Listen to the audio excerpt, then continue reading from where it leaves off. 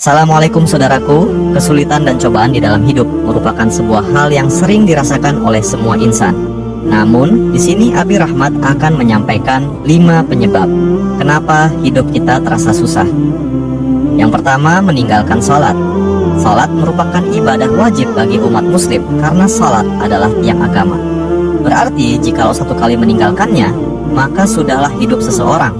Seperti dalam hadis Baihaqi, Nabi Muhammad SAW berkata, "Salat adalah tiang agama, barang siapa mendirikannya, maka sungguh ia telah menegakkan agama itu, dan barang siapa meninggalkannya, maka sungguh ia telah merobohkan agama itu." Yang kedua, durhaka kepada orang tua.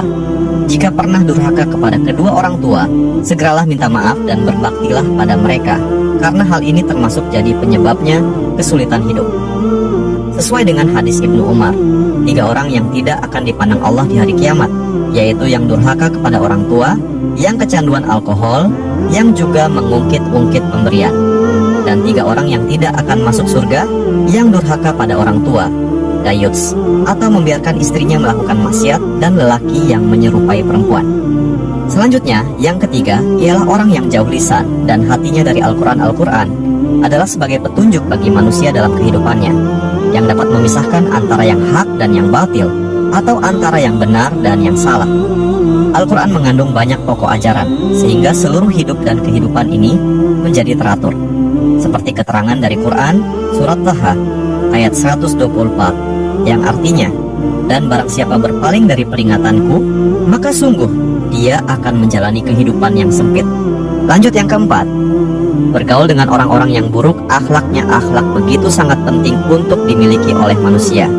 Nabi Muhammad pun menyebut dirinya diutus Allah karena tujuannya untuk menyempurnakan akhlak. Dengan adanya akhlak, itu lebih baik dari lainnya.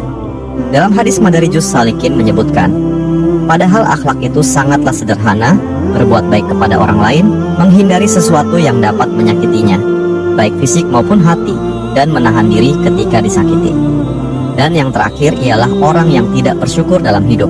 Ini yang jadi termasuk penyebabnya kesusahan dalam hidup manusia, yaitu tidak pernah mensyukuri atas nikmat Allah yang telah diberikan kepadanya. Padahal Allah menjanjikan bahwa dengan banyaknya kita bersyukur dalam hidup, niscaya nikmat kita akan dilipat gandakan.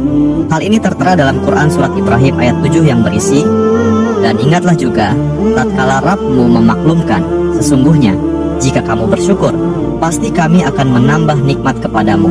Dan jika kamu mengingkari nikmatku, maka sesungguhnya azabku sangat pedih." Mungkin itu saja, semoga setelah melihat video ini kita bisa memperbaiki masalah ini. Amin. Demikian.